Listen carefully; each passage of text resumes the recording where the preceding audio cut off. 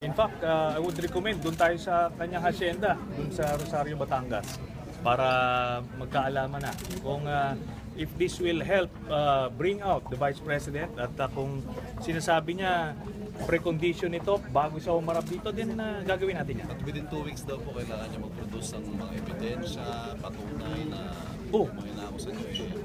Hindi pa ba yun napapanood ng buong bansa? So, maraming ano yan, mga preconditions yan bago mangyari yan. Huwag daw po kayo magtago sa immunity niyo sa Senado. Hindi ako nagtatago kahit kanino. Siya yung nagtatago. Ano? Alam ng mga kababayan natin yan, open itong ating hearing. In fact, nakita nyo naman yung proceedings ngayon, maganda yung pag-conduct natin. So, mahirap yung mga ganyan mga palusot eh. Senator, sorry, pagbibigyan ninyo yung challenge na debate, di ba? Pero ang condition nga daw is, kailangang mangyari yun bago siya humarap dito sa Senate, sa Model Committee. Sige, sabi ko nga, gawin natin. Ano? Singilin nyo siya na singilin. Araw-arawin nyo siya para kung saan mangyayari nito.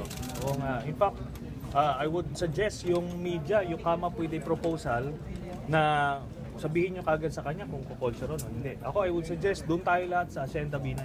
Diba?